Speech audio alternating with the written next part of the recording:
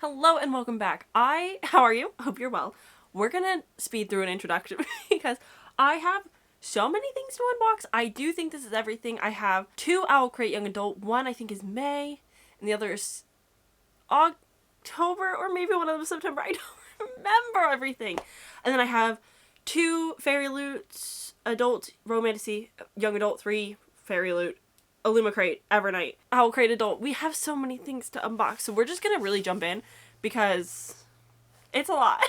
My office is going to be an absolute disaster after this. That's okay. But first, we are going to start off with the owlcrate adult. I have not seen any spoilers. Everything came pretty early, like it's still very early in the month, and I have everything for October, which always is a good feeling. There was no shipping delays.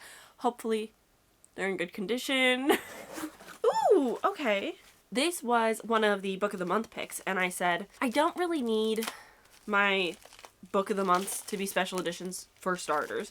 But also, it was one that I was vaguely interested in enough, but I wasn't, like, obsessed with the concept or idea, so I didn't feel the need to pick it up or anything. But now, I have it in my hand. This is Red City by Mary Lou. This is the original cover.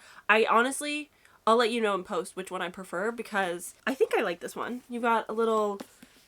These are manticores, right? I love fantasy stuff and I'm still unsure about some of my creatures, but I think that's a manticore, and then we've got a fox on the bottom.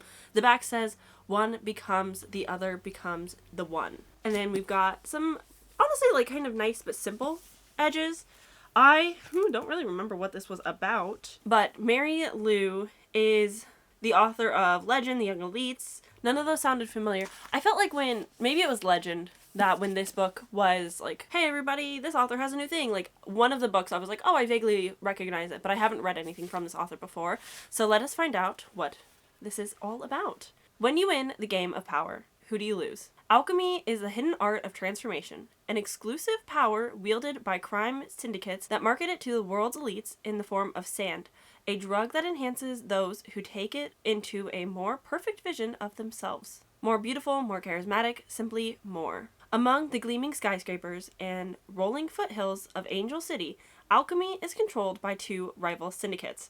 For years, Grand Central and Lumines have been balanced on a razor's edge between polite negotiations and outright violence. But when 2 childhood friends step into the delicate equation, the city and the paths of their lives will be irrevocably changed. The daughter of a poor single mother, Sam would do anything to claw her way into the ranks of Grand Central in search of a better life. Plucked away from his family as a boy to become a Lumines apprentice, Airy is one of the syndicate's brightest rising stars. Once, they might have loved each other, but as the 2 alchemists face off across opposite sides of an ever-escalating conflict, ambition will become power, loyalty will become lies, and no transformation may be perfect enough for the both of them to survive the coming war. Oh my goodness, okay. Ooh, okay. There is a lot of symbols at the beginning of the book, which is an interesting touch. We of course have the letter and the signature page, which is also nice. I am intrigued by this one. It's definitely one that I'm kind of on the lookout for other reviews. I don't hate it. It's kind of got like the drug feel of Dune, but also like low-key, maybe some vibes of Jitty? It's gonna be a long video with the way that I cannot pronounce words correctly today. Jade City.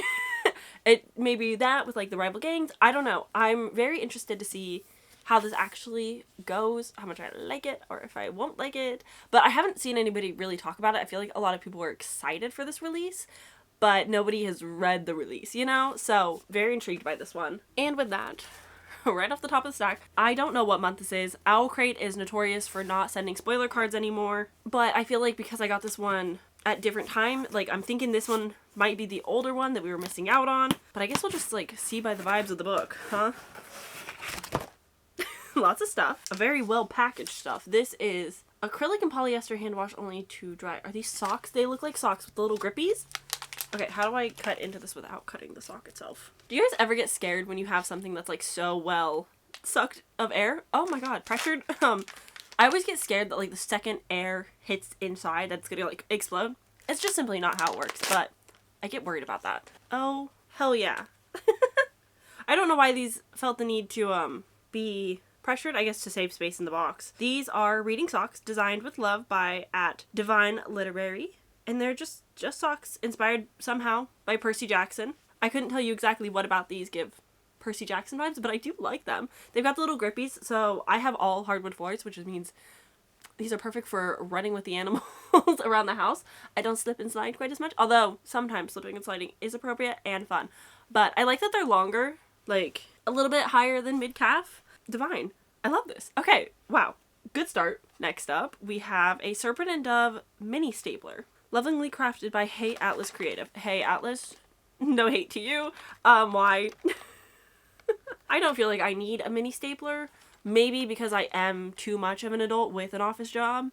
But this is not something that I find myself needing in the day-to-day. I also work in the tax industry and we're scanning stuff constantly. So I also just have a vendetta against staplers because there's nothing worse than going through a massive packet and unstapling everything, and there's the one staple you missed and it ruins the whole thing because it jams the printer, and I don't know how much use I'll really get out of these, but I guess if maybe I want to staple something into a journal, it could maybe be helpful.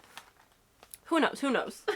Okay, next I think we have a Circe ramekin. Okay, not a cup. Channel the power of Circe with this magical ramekin, perfect for crafting delicious recipes while stepping into the world of gods and magics, designed by @NoOne Designs. Dishwasher and microwave safe. Ooh, okay. I have not read Circe. I read Song of Achilles, and what is the little novella called? Oh my gosh, what is the little book called? It's this one? It's like a one-word title. Oh my god, one of the best little novellas I have ever read. It reminds me kind of the Yellow Wallpaper. It's so freaking good. So I feel like I should really read Circe, seeing as Song of Achilles, sorry, I hate to say it, was good, but not my favorite thing ever. Just because I'm not a super big Greek fan, but I think Circe might work for me better. Okay, this is gonna make a noise that I'm not gonna like. Cute! It's just the same pattern all around, but it has a little thing. I don't know if it's oven safe, but sometimes ramekins are great if you want a really small personal chicken pot pie or something. But I don't know exactly what I would use this for, but it is really cute and subtle, which I like. Oh, okay, next we have the Enchanted Elixir collection. This is the September box. I should really start relying on the little pins to tell me what the months are. I didn't even think of that earlier. So silly of me. This is Strange the Dreamer. The potion says he collected the stars like treasure. Oh, cute. I actually read Strange the Dreamer. I have it on my shelf. I think I'm due for a reread at some point of the duology because it's been a hot minute and I can't tell you anything about the second book anymore. Did I actually read it? I don't remember. So I think I might have to reread this one. But I like the color. I like it's pretty blue. Okay, last item we have the Bear and the Nightingale puzzle, 150 pieces. So I don't do a lot of puzzles, so correct me if I'm wrong. But I do think it's kind of a legal requirement to give me the picture so I know what the heck I'm making, no? Oh wait, did I speak too soon? I might have spoke too soon. Sorry about that. Okay, I lied. There is a picture and it's gorgeous! That's so cute. I maybe do this puzzle, okay? I might do this puzzle this winter. Oh, it's so pretty. And then I can put this in my little reading journal once I'm done. I haven't read The Bear and the Nightingale yet. I have it on my shelf. Maybe this winter. I don't know why it intimidates me. It's very small. It's a nice classic winter fantasy, but for some reason it scares me. I don't know why. Okay. I shouldn't be surprised. I should have expected something like this to happen. I read an arc for this book. Hadn't talked about it much because I didn't read it in a vlog or anything. It's a very cool cover. Way cooler than the actual book. I'm so sorry to say it. But this is The Sleepless by Jen Williams. This is the author of Ninth Reign, that trilogy. I think it's a trilogy. Back says, when I look at you, I see the one person who might understand what it is like to be me. I won't say this was a bad book. I really wish this was adult. I think it would have been so much better as an adult romantasy. I think this might be Jen's first time writing a romantasy. Due to the ending of this book, I'm interested in continuing. I believe it's just going to be a duology. So I will probably check out the next book just because I liked the ending. I liked some of the characters. Overall, it had so many things in it that I, on paper, liked. But something about the way that it was constructed together, the way that our characters were young adults instead of being adult. There was just something missing that made it a little bit more interesting. It's a lot more travel focused rather than like destination focused, but the destination was the most exciting part. So I don't know. I have a lot of mixed feelings toward this, but it's a really pretty edition. I think the concept is really cool. I just really wish this was an adult book. Welcome to a world where gods and monsters roam the earth. Elver is the guardian of the wild and dangerous monster forest. Saved from the brink of death by a god, her skin will poison anyone she touches. Artair is on a mission, one that takes him face to face with Elver at her most ruthless. But her defenses are useless when she discovers he's the only human impervious to her deadly gift, because Artair isn't human. He's one of the sleepless, cursed to share his body with a sinister force. Lucian inhabits the body, while Artair sleeps, and he is hell-bent on manipulating Elver for his dark purposes. But Elver is harboring secrets too, and she has her own reasons for feigning an alliance with these two souls. Caught in the crossfire of gods, monsters, and a dangerous magic they can barely understand. It is only a matter of time before the paths the three of them choose to take will set alight the very foundation of their world. With a love triangle like you've never seen it, incredible world building, brilliant writing, and a dangerous quest, the Sleepless will have you spellbound. Well, some of that I do think is true. Again, I think that the concept is really cool. I like the Jekyll and Hyde of Altair and Lucian. I don't know if I would say it's a strong love triangle like you've never seen before. Like, obviously there's 3 characters primarily throughout this entire book, so you're not really getting a whole lot. But it is interesting how, you know, you can only talk to one at a time, I guess. I don't know.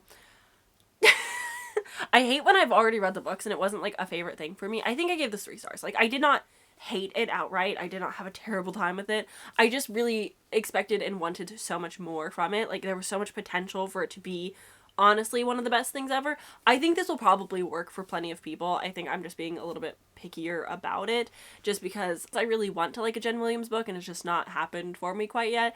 But I think, again, so much going into this is good. I like the ending. It's got me intrigued for the next book. I definitely have the love interest that I'm more interested in, and I do think that most people are going to align with my feelings on that. But it's not bad. I just wanted more, and I wish it was adult, because I feel like an adult version of The Sleepless would have had more, maybe, depths to it. I don't know. Okay. We're not here for a full review, so let's jump into the next owlcrate. See what month this is. This one must be October's. We got worms. Oh, making messes. Starting with the October pin, we have Heather Fawcett, Emily Wilde's Encyclopedia of Fairies. Very cute. Little mushroom top. I really like that touch. I Wish to Know the Unknowable. I like this one. I think this one's very cute. I really like the foresty vibes. I like this collection a lot. This collection's making me very pleased. Helps that I've read so many of the books this year too, which is, you know, also a good feeling. Okay, next up we have a little grocery list notepad. Owlcrate, if you want to know how to elevate this specific pad, a magnet on the back so we can put this on our fridges, but very cute, very small. It wasn't that she didn't like people. It was only that she liked books more. I think this is very handy to have. I actually have like a smart grocery list. I don't remember what it's called, but it's basically like a electronic board that I can write my grocery needs on it and then I can erase it, so I'm not going through a bajillion lists of paper, but it's cute. It's nice to have on hand just in case. Here we have the Honey Witch multi-purpose bag designed with love by Hay Atlas Creative. This is a gorgeous little pattern with all the little bees and the honeycomb and the honey. Oh, very lovely. It's just very simple, very nice, very soft on the inside and very cream. So you want to be careful what you plan to put in here, because if you put makeup it might get really dirty. But this is so stinking cute. I don't know what I'm going to use it for yet, but I do really want to use this one. I have not read The Honey Witch yet, but it is on the TBR. So next I have a Starless Sea decoration plate. What does one do with a decoration plate? Bring the magic of the Starless Sea to your home with this beautiful display plate designed with love by Julia Reinhardt, featuring beloved elements from the story. Microwave and dishwasher safe. Okay. So it's a decorative plate, but you could eat off of it.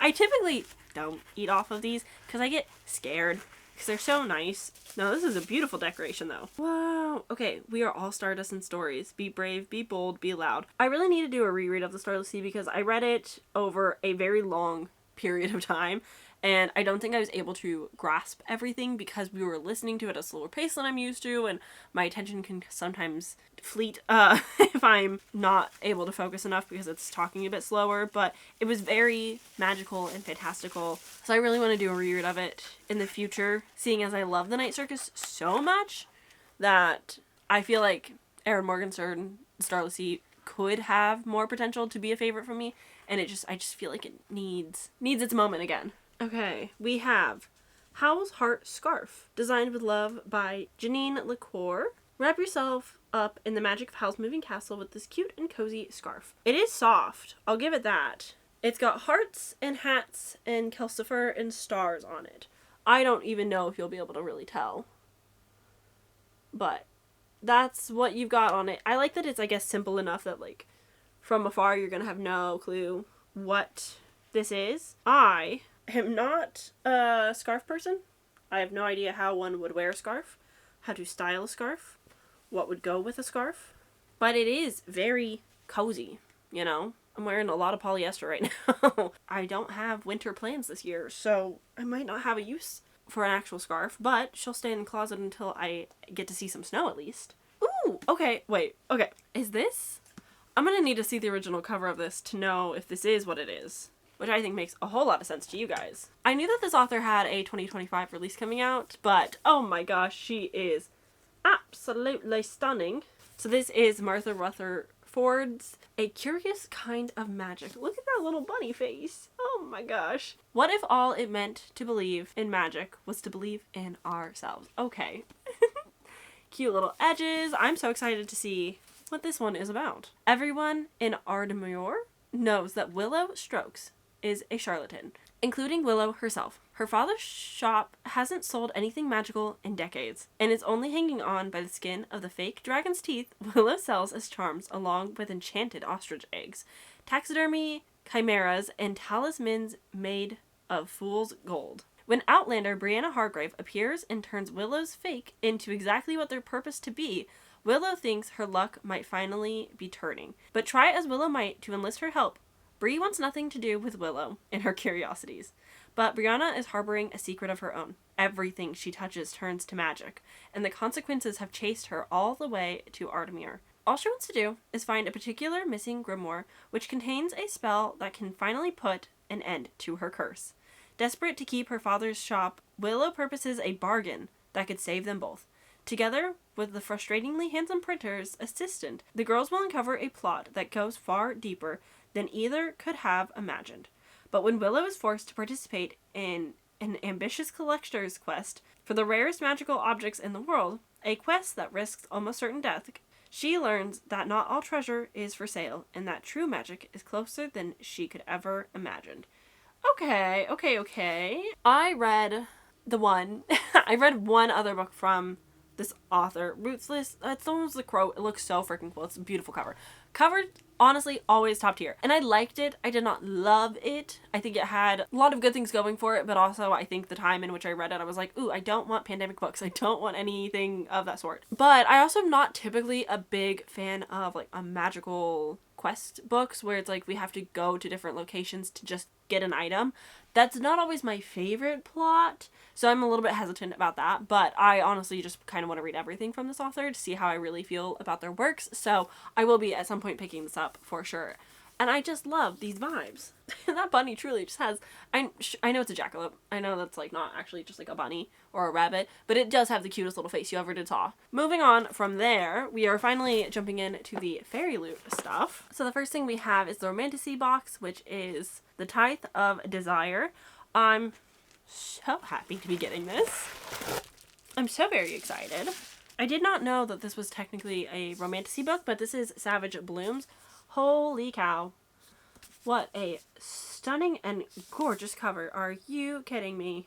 Oh my god. S.T. Gibson has done it again. She's putting out magic in her books, and I'm so happy about it. Wuthering Heights meets The Cruel Prince and the new Celtic-inspired erotic fantasy romance from bestseller S.T. Gibson. For as long as Adam can remember, the legends passed down from his world-traveling grandfather have called him to a crumbling manor in the Highlands. His closest friend, Nicola, longs for the same adventure, as well as for Adam himself. She'll follow him just about anywhere, even to the remote wilds of Scotland, if it pushes the pair to surrender to their shared attraction. But when a storm strikes and strands them unexpectedly, Adam and Nicola find themselves at the mercy of the eccentric owner of the infamous house, Eileen, as well as her brooding groundskeeper, Finley. Trapped by the weather and bound by ancient fairy magic, Nicola and Adam get more than they bargained for as they become entangled in Eileen and Finley's world of mind games, deceit, and forbidden desire. As ancestral sins are unearthed, Adam and Nicola have to reckon with the spell Eileen and Finley have cast over them, and whether or not they even want to be free. Okay, I will note, you'll see it probably in the close-ups, but and just says ND. I don't know if that was intentional or not, but oh my goodness. I think that this is truly such a significant cover change. I think this is way better. Like, I'm staring at it in the viewfinder because it's just so pretty. This is a gorgeous cover in comparison to like the original. I'm sorry to say it. I'm so very excited for this. I think the hold for the audiobook on Libby is quite long. So I don't know if I'm going to get to this in the like fall winter season as much as I would really like to before the end of the year. I've really enjoyed almost everything S.D. Gibson has put out. I liked An Education in Malice. I obviously loved A Dowry in Blood. I have read Evocation and Ascension, which is the sequel. I didn't love the sequel quite as much, but I still like the series. Like, I've given everything S.D. Gibson has written above a 4-star. 4 and higher. So, I have really high hopes for this. I'm really excited for this one. We're getting a double face out right now. At least, no, I don't have enough room, but that makes me, I'm really excited for that one. Okay. And then we have the adult pick, Deal with the Devil. I don't know about this one, though, guys. Oh, I honestly was not planning to buy this or honestly read it. That's a bit bummers. Let's see. So we have Stephanie Garber's newest book, Alchemy of Secrets. How do I... My concerns. It's short, at least, which is nice. This is Stephanie Garber's adult debut. I've heard that it still reads kind of young. It has like a 1920s Art Deco feel to it, and the way that it's visually described in description isn't perfect. I am really going off of like one person's review of this because I trust them so much, but I'm really hesitant for this one. Magic is real if you know where to look. I'm not like disappointed to have this because you can barely see, but behind my chair I have my little shrine to Stephanie Garber.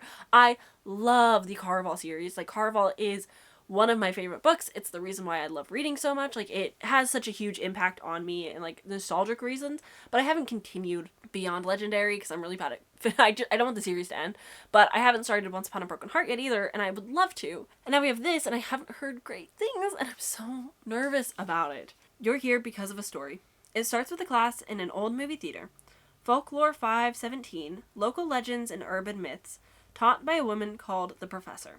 Most students believe the professor's stories are just fiction, but Holland St. James has always been convinced that magic is real. Her search for the truth leads her to a dazzling new world, a deadly ultimatum hidden at the heart of Los Angeles, and into the path of a magnetic stranger who claims he's been sent to save her life. But everyone in this intoxicating new world is lying to her, even the stranger. And if she can't figure out whom to trust, her magical reality could change from a Hollywood dream to a nightmare.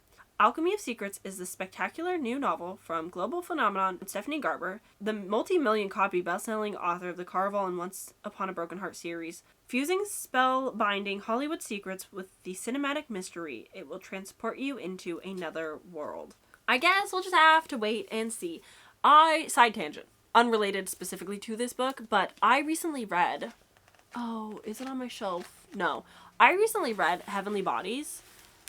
Fairyloot, can we go back to when the pages felt so soft? Because Heavenly Bodies is one of the softest books that I've ever read. It was such a pleasure to physically read. And now it's like stiffer paper. It's still soft on the edges, but like the actual paper itself isn't quite as soft. I don't know what that's about. Anywho, I'm really nervous for this one. I don't know. I was so excited when it got announced, and I was like, yes, finally, more from Stephanie Garber, like, out in a new world, like, this is so cool, and then this is what we got, and I'm nervous about it, so, yeah, I don't know, guys. Please, if you've read it, tell me that it's good, and if I should really dive into it, or if I should just leave it on my shelves for another year or two, forget that everybody doesn't like it, and then read it. With that positive note, we can jump into the young adult Fairyloot box. Ooh, she's big, she's stuffed. We have a blanket. Oh my goodness. Heckin' yes. This is an Emily Wilde blanket. Artwork by Julia Reinhardt _. I love a blanket. And this one is going to fulfill my autumn dreams, guys. This is the kind of blanket I think I want. I don't want character art on my blankets. I want my blankets to be vibes and like thematic feelings, you know? But this is what I want for a blanket. You can see at the bottom, the little fox and the little kitty, and is that a monkey? I'm fully just seeing this through the thing. That is... No. that's a fairy. That's for sure not a monkey. Okay, back to show and tell. Oh no. I'm doing a terrible job this time. I hope you got to see literally anything because that was really hard to show off. I don't think I did a good job. But this is maybe my favorite blanket I've ever gotten from a subscription box. I love the colors. I love how soft it is. It's like the perfect blanket. There's cute little woodland animals, fairies on them. It's very autumnal. It's just so soft. It's gonna stay right here for the rest of the video. Love it. Okay, next up we have Air of Storms foiled bookmarks, designed by @LadyMoira. I, obviously, cannot read Air of Storms. Oh no, this is a different book. Oh, so Sabaa Tahir's continuation companion series starts with the book Air. This is Air of Storms, which I think we got in a different box a little bit ago. I don't remember anymore. There's just too many books. Either way, I don't think I've read this. So these characters won't mean a whole lot to me, but I do like their faces. They're very pretty.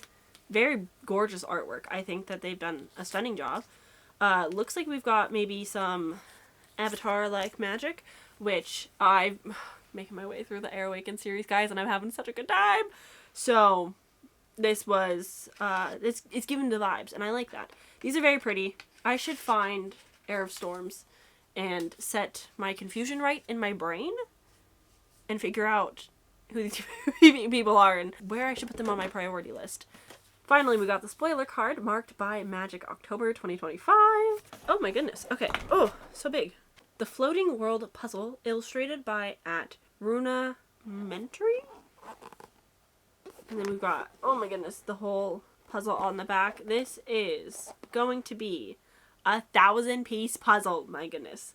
I feel like at this point I have so many puzzles that I really just gotta lean into it. I don't think I'm bad at puzzles. I did buy one of the Studio Ghibli puzzles from Barnes & Noble that's like a stained glass, and I cannot, for the life of me, figure it out, and I've not tried to do a puzzle ever since. So take that how you will. But maybe I should start focusing on different puzzles since I've been getting so many from these subscription boxes, and maybe my love of puzzles will come back, because we were a puzzle family growing up. Like, we had puzzles on the table.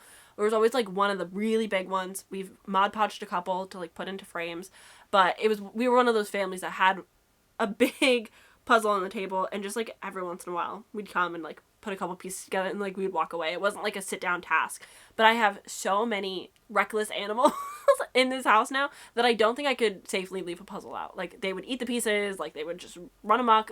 Nightmare. So I have to like really dedicate puzzle time. We've got the book, we've got the tarot cards, and then we've got overlays. So it's always difficult. I feel like I should show you the book first. Then we can know what the book is about, get a feel for the vibes, show you the art. That makes sense to me. Let's do it that way. So here we have Thorn Season by Kira Azar. Very pretty. I committed my second treasonous act of the day and reached for my specter. It reeled out of me like a thread from an internal skin, but it's spelled Skein. I've never seen that word before. And I exhaled as the ever-present tightness eased within me. This is why I listen to audiobooks as much as I do, because dyslexic and also don't know the most words. So sometimes I see new words in books and I'm like, that's cool. But I'm also like, what the heck is a skein? And I don't know. Whoa. Pretty. Okay, sorry. This book is about the kingdom of Daradan. A persecuted few are wielders, able to exert a physical power that extends beyond their visible body. A shimmering tendril that can pick a lock, a gentle coil that can reach out giving a loving caress, or an inexplorable rope that will kill a man before he knows it is around his neck. Feared and mistrusted for this ability, wielders have always been hunted. Elisa Payne, heiress of a noble legion, daughter of a hunter family, is also a wielder. As she approaches her 18th season, she knows she has to escape execution, so far only through painful self-control and the fragile efforts of her beloved father. Summoned to the harsh and glittering royal court for the debutante season, Alyssa finds herself trapped in a web of hidden intentions and caught between two equally dangerous men. One is a brutal ruler with a handsome face of a fairy prince who would see her destroyed in an instant if the truth were known, and the other a beguiling foreign ambassador with secret agendas of his own. It's rose season at the palace, but Alyssa knows that survival will depend on being the most vicious of the thorns. Holy cow, guys. What is up? Oh my goodness. Why is it we are being fed so many books similar to, sorry to say, The Selection? Like, why are we getting all these courting books? I'm here for it. I think at this point, this, The Rose Bargain, and what was the other one? Oh my gosh, I don't remember off the top of my head. There was another recent unboxing where I was like, oh, this kind of sounds similar to the Rose Bargain. Cool. I feel like I just need to read all of these 3 back to back. I'm so freaking excited for them. This is such a fun little era. This sounds so good. I feel like I heard somebody in a reading vlog recently talk about this or read this, and I think they were like, you know, so-so about it, but I'm really excited about it now. Gorgeous. Okay, so now I can show you the tarot cards, which is unfortunate that they're not giving us both men. What the heck? Okay. Pick favorites, Fairyloot, why don't you? We have Alyssa as the Strength card, and we have Keel as the Hermit card, and these are the main characters from the Thorn season. I think that they look nice. Why don't we get the other guy? There's clearly a love triangle going on. But, okay, pick favorites. It's fine. She's gorgeous. Oh my god. She's so pretty! Okay. Yay. I love getting these tarot cards. And then we have the overlays. And these really do make for such a magical experience. Let me see who, I don't think I said. Designed by Callie Sammy, I think, and I'll put it on screen, I think this might be the same artist that does the artwork for the Lightlark series. So that's really cool if that is the case. But first one, I thought the artwork looked familiar to me. Oh my goodness. Oh, so pretty. Okay. Oh, she's so gorgeous. Oh my gosh. I am really excited for this. Oh my gosh. Okay. Kind of obsessed. Kind of living. Kind of excited. Oh. Okay. I'm going to put these in my book now so my camera can cool down. And now we can jump into illumicrate and see what we've got going on here. Hopefully no duplicates. We're doing so well. We're getting so close to being done. Hopefully no duplicates. We have the month's theme, which is in every life. Okay. This is good for me. No duplicates. Did I spoil myself? Maybe. Don't worry about it. It's fine. First thing we have is another book pot. This is the Eternal Life book pot. I have too many of these, I think. Methinks there's too many now. I don't know what to do with them. I don't have this many bookmarks. I guess I really need to start buying more bookmarks. I don't utilize them that often because I don't sit down and read books over long periods of time, but, ooh, she's white. Okay, pretty. So this is A Soul's Guide to Eternal Life. Discover insider knowledge to help navigate your immortality. It's cute. It's good. Coolest Fate packing cubes inspired by our Infinite Fates. That's on my end of year TBR, hopefully. I really want to read Infinite Fates. It wasn't a book that, like, I heard a lot of people talking about. Nobody really came out and was like, I love this book, but there's something about it that intrigues me. It reminds me of, like, an old YA series that I used to love, so we'll wait and see. But they're basically little cubes that you can pack with different things as needed for storage, usually clothes. But we've got threads and ribbon and swords, a dagger. They're basically the same, just a different color, which is cool. One's a little bit smaller than the other. I have not had a use for packing cubes, but I do think in my near future I will actually get use out of these. I have another set as well, somewhere. Ooh, okay, so we have Worlds Collide cross-stitch kit inspired by Godly Heathens. Okay, so the book pot was Tidy Nora. The packing cubes were at Print Yourself Mad. This was designed by at Forensic and Flowers. Oh, thank you. Thank you for, I understand plastic bad, whatever. It's really nice though when all of this is just in like one neat little bag, because when they're loose, I've lost needles. So that's the design though. I think I like it. It's not my favorite. Maybe because it's just a little bit hard to figure out, but Very cool. I've yet to do one of the embroidery things, so it's definitely on my like list of activities that I should learn. And then the last thing we have here is Immortal Ascension Shaker Keyring, inspired by Heaven Official's Blessing. And this was designed by @Smurfy. So it's a little white butterfly. And inside there's like 3 little daggers. It's not really for me. I'm not really like a shaker sound person, so I don't know if I would put this on anything because I think it would drive me a little bit mad. I don't like sounds that I can't have full influence and control over. Like I don't like others, like, doesn't matter. It's fine. I think if there was like more inside so it wasn't so clear and it shook, kind of like those toys that have like the little liquid glitter inside that you can shake around, that I think would be a little bit more exciting than this. Sorry. Not my favorite item, but that's okay. We can have some duds every once in a while. But to an exciting follow of last month's book from illumicrate, we have another book that I am excited for, hoping to get to. I don't know if it'll happen before the end of the year, but I would really like to, if possible. We have The Isle of the Silver Sea by Tasha Surrey. Oh my god, look at them! Gorgeous. This is another Night Core book that I don't think is getting enough hype. I've heard everybody talk about The Night and the Moth, which I haven't read yet. Everyone's talking about The Second Death of Locke, which I thought was like, okay. This one, though, I have a lot of hope for. Oh my god, look at them again. I'm so excited. This is so pretty. Okay. Let me get you excited for this book. From award-winning author Tasha Surrey comes The Isle of the Silver Sea, a heart-shattering standalone romantasy of sapphic longing, medieval folklore, and a love that spans the centuries. And in England fueled by stories, the knight and the witch are fated to fall in love and doomed each other over and over. The same tale retold throughout hundreds of lifetimes. Simran is the witch of the woods. Veena is the knight of the queen's court. When the two women begin to fall for each other, how can they surrender their own desires when to give in is to destroy each other? As each seek a way to break the cycle, a mysterious assassin begins targeting tales like theirs. To survive, the two will need to write a story stronger than the one that fate has given to them. But what tale is stronger than the knight and the witch? Y'all don't understand how excited I am for this book. I feel like now that I have it in my hands, I really must read this before the year ends. I am so freaking excited and pumped for this one. Oh my god. Okay, yeah, no, I've talked myself into it. I'm reading this, hopefully this month. I think it has to happen. It has to be soon. I could not be more excited. Okay.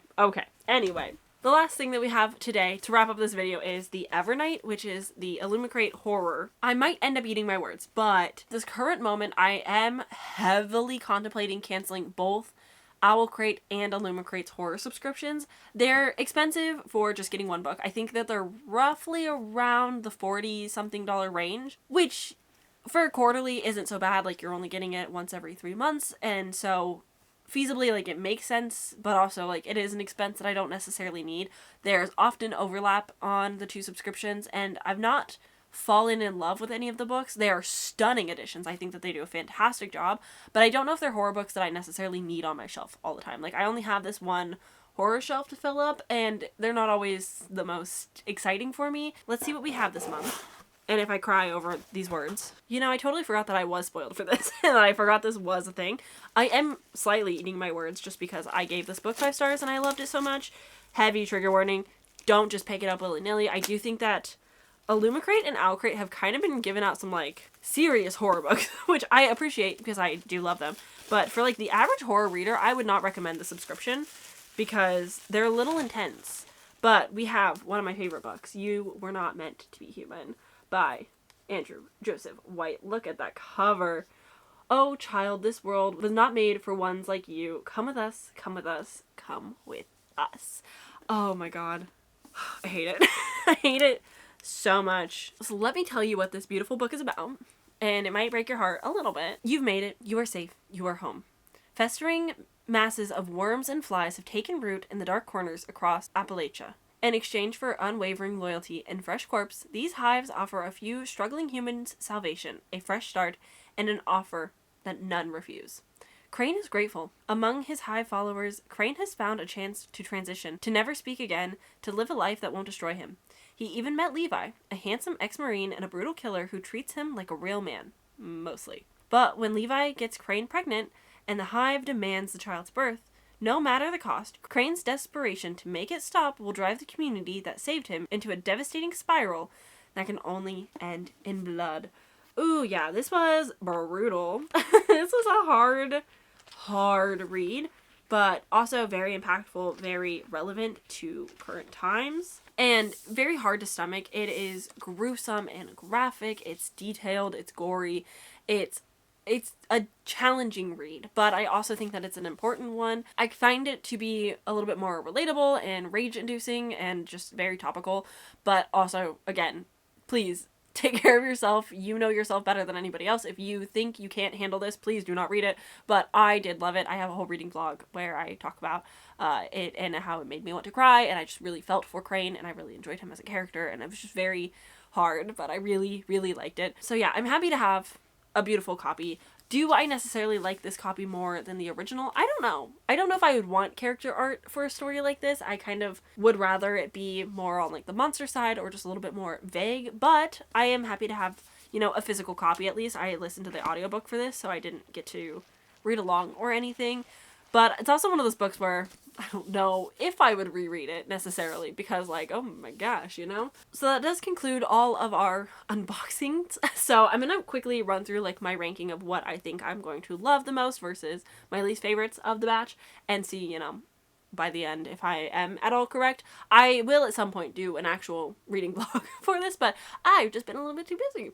So, oh no. We have some really good picks. I think we have to put The Alchemy of Secrets towards the bottom of the ranking just because I'm so nervous about this. I've not heard great things about this. It's just not one that I naturally felt super inclined to pick up. I'm happy, I guess, to have a copy, and hopefully I do enjoy it, but my expectations for it are kind of low. And then I think above that we're gonna put Red City. I don't know. I haven't seen enough reviews. I don't know enough about it. I don't know if it's like the most interesting to me. Like, it sounds fine so far based off the synopsis. So I think at this current moment it's feeling pretty middle of the road, which means that in comparison, I think based on what I've already read, I would put The Sleepless in between those.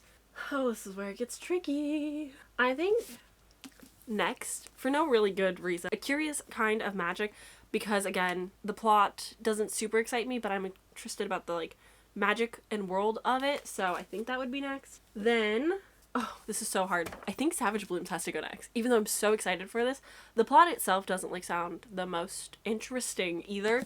So, Savage Blooms. Then we have Thorn Season, because apparently I'm really into the idea of courting seasons right now. And then we have my most exciting and anticipated of the whole bunch, the Isle of the Silver Seas. And then we have on top, I don't know if it's gonna fit, Andrew Joseph White. Oh my god, a perfect fit. My already 5-star read. I'm not going to take it out because then I won't be able to put it back in so easily, so that's my little stack. That's how I think of them. Thank you so much for watching. I hope that you enjoyed this video, and I will see you guys in my next one soon. Bye, have a nice day!